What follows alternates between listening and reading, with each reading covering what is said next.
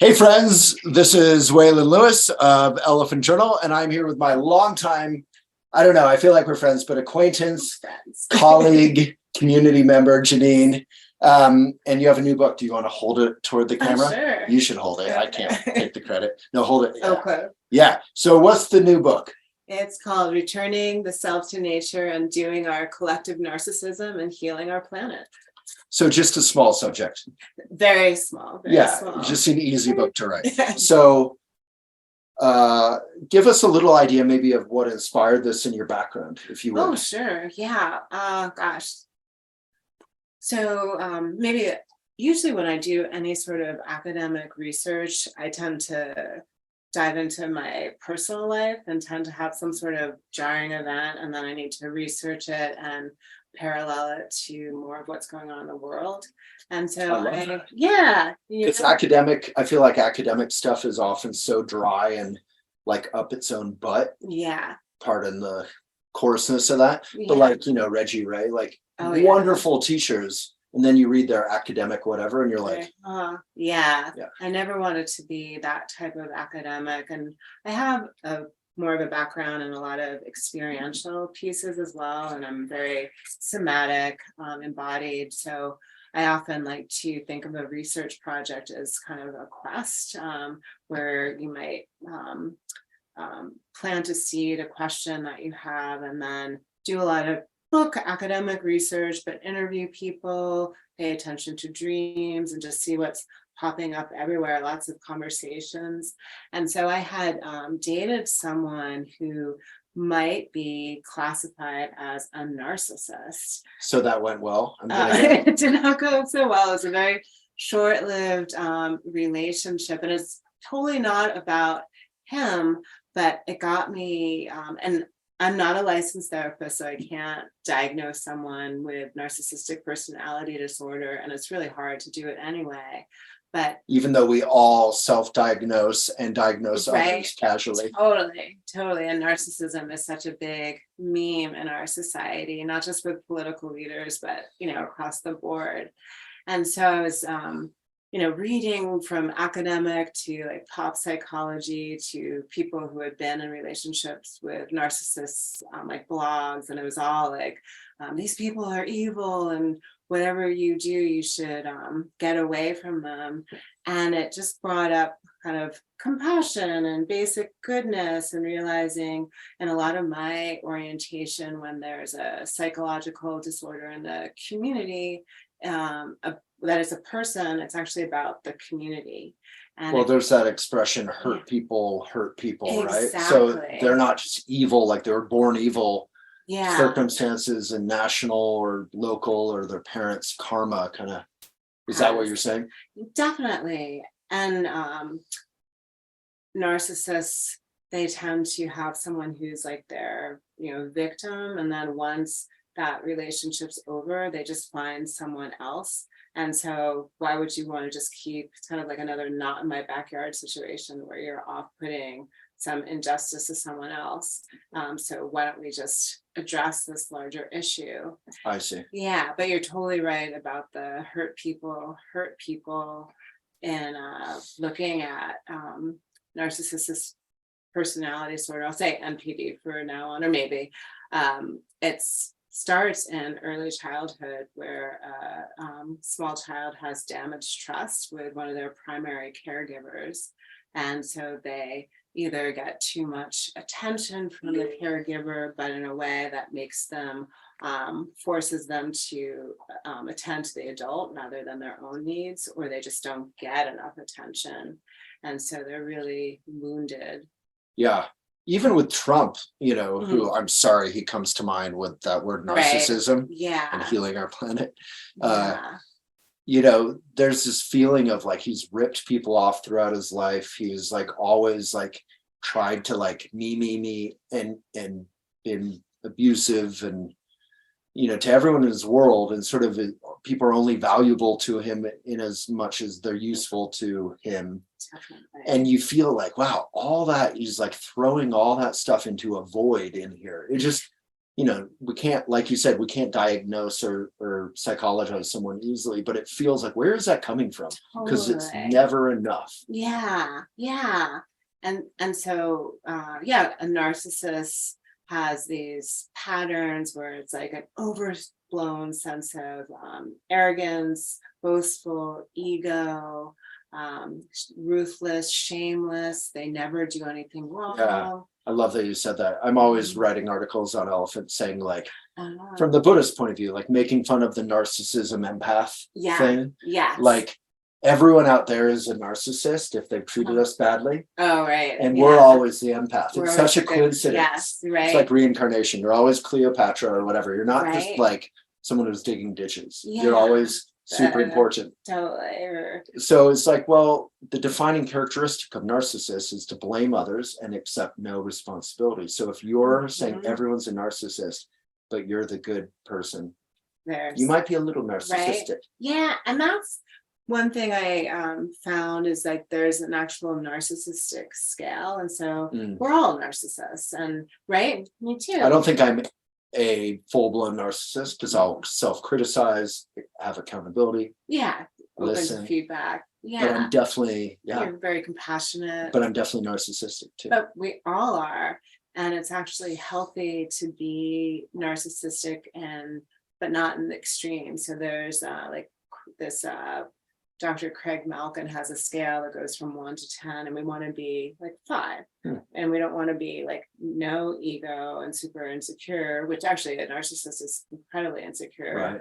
But we don't want to be a 10. Well, it's like a circle, right? You're like, if you're full-blown 10 narcissist, you're also right by the 0 fully insecure. Brilliant insight. Yeah. I mean, it came to mind from how you described it. So but I love that. you can have it. No, I will. And I love that you turn the line into a circle. Yeah. Yeah.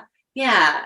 And so you want to, that's so interesting. You want to, like, if I say something insulting or talk over you, you want the 5 on the narcissism scale to be like, let's slow down. That may not be true. Totally. You know. Yeah.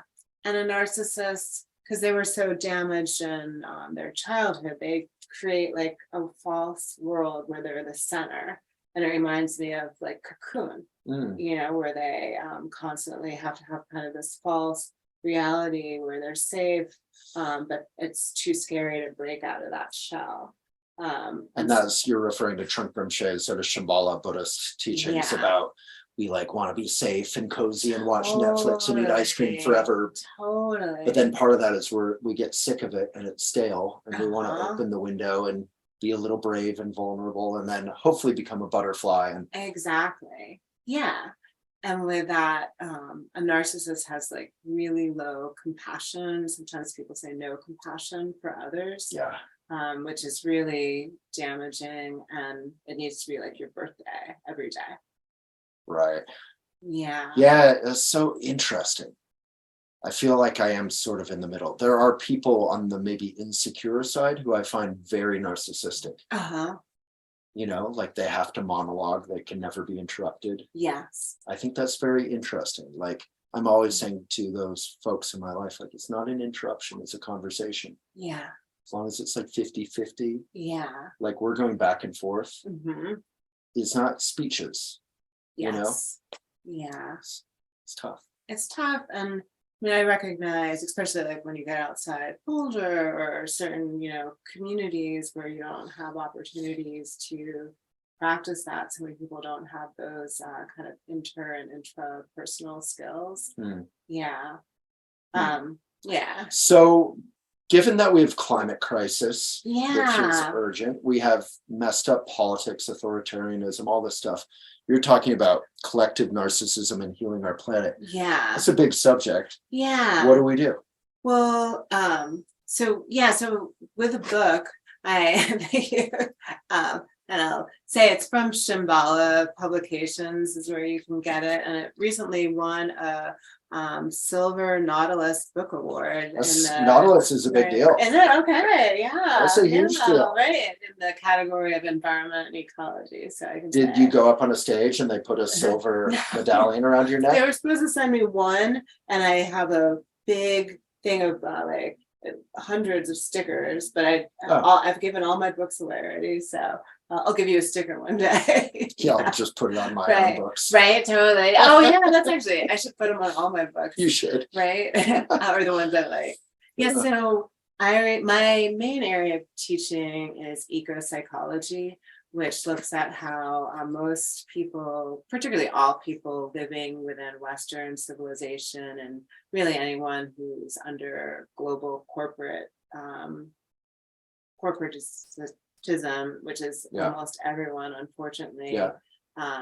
We've disconnected our relationship with nature, where we separate our psyches.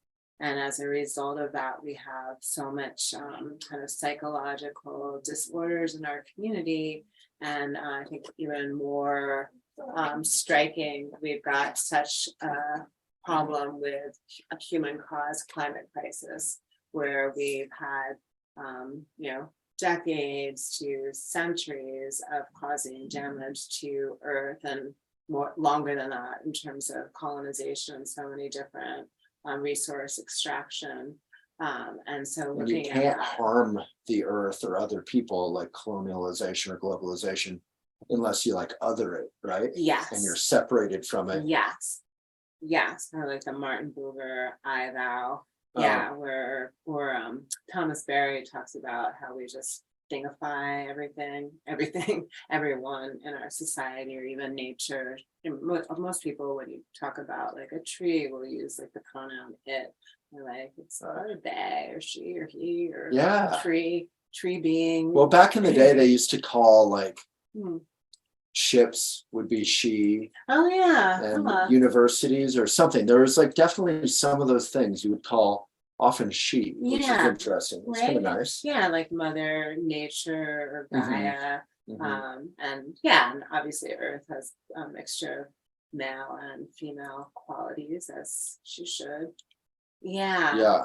So how do we apply the wisdom? I mean, you have a lot going on. I didn't give you a proper introduction beyond your book. Yeah. But from being a chair of environmental studies, is that right? Used to be at Europa. Yeah, I used to be the chair of environmental now studies. You're at, you'll have to say CIIS, Yes. California Institute of Integral Studies. Yes. And you've been grounded in a lot of wisdom traditions, it feels like Buddhism. And do you want to say what else? Yeah, a lot of Buddhism and then deep ecology philosophy. I'm definitely a long-term meditation practitioner and yoga practitioner, and also a lot of cross-cultural traditions too. And at my position at CIS, I'm in the transformative studies department, and I actually did my PhD there years ago, and just got geeked out about learning about the process adults, how you can expand people's worldviews. And I really focused on looking at models for both social and ecological expansiveness of our worldviews, and kind of looking at how we can be so shut down with like denying climate change or denying racism, and seeing that the expansion of our worldview, it's the same exact process for both issues. And often it's so hard if you want to just go right into climate crisis with someone, or right into it. But when you pair them together, usually people have some foot in the game. What is that? Skin in the game. Skin in the game. Yeah. So they can kind of connect more. And with foot in the door, right? Something like that. Yeah. And a lot of the work with eco-psychology, some of the earliest eco-psychologists talked about the relationship with narcissism and our unbridled consumerism, and how basically with Western civilization, and particularly, I mean, we're both very US centric, although I know you spent a lot of time in Halifax, but no, I'm a total US boy. Right, me too, a quick girl. But yes. And that there's all these memes in our society about the stories like fierce individuality, pull yourself up by your bootstraps, get the perfect house, have the perfect partner, look good, get as many toys as you have, and He who dies with the most toys wins. exactly. And so this Me, like exactly, accumulation. yeah, And that, but so you're saying, so there's sort of we're almost like grown up in this somewhat individualistic, very individualistic, but somewhat narcissistic society. yeah, Instead of me depending on you, exactly. like you're my neighbor and we talk to each other and I get a tool from you and I share tools with you. And Right. we trade sugar and coffee or whatever, Yeah. like collective kind of community, Right. which is fun. Yes. More Needed. fun than isolation and Netflix. But, and you're saying maybe in your book, that creates like a kind of collective isolation and narcissism and poverty mentality or hungry ghostiness. Yeah. And I mean, exactly. And I mean, there's so many we could talk for hours about, and I love talking about this. Yeah, it's such a cool, I love your angle into this. It's so interesting. Oh, thank you. Well, yeah, I mean, even, and some of the earliest eco psychologists wrote about how just psychology was used in devising marketing.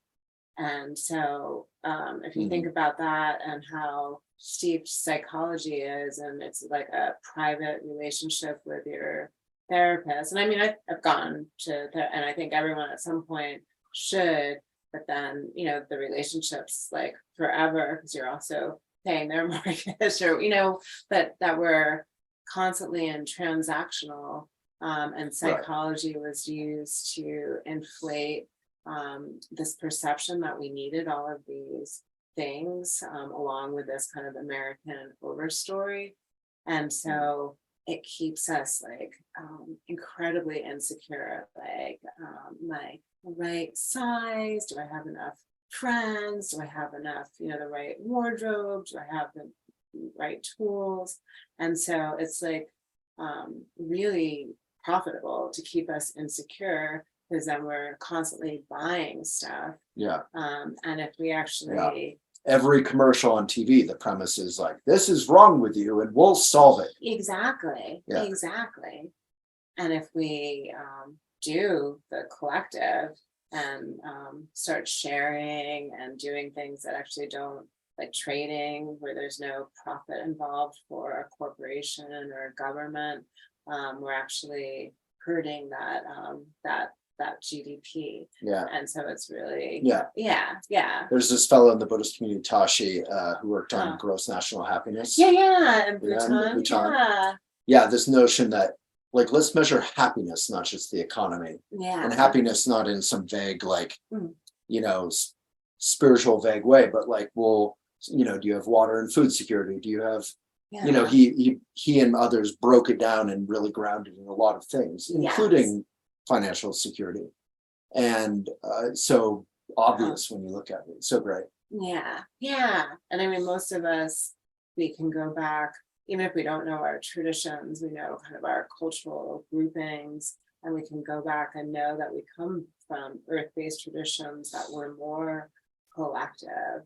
And it doesn't mean we need to like go back to being hunter-gatherers, but we do need to actually start becoming vulnerable and dependent on one another again, like having and nothing's wrong with that. I feel like even Republicans are like individualists, love community and love cookouts and barbecues and rodeos or whatever cliche you want to go with. Like everyone loves a good time, right? And a lot of Republican or more kind of, especially I think about like the working class person that's actually often more close to nature than a lot of like, liberal Democrats maybe. Yeah. And we forget that they're actually potential allies in that.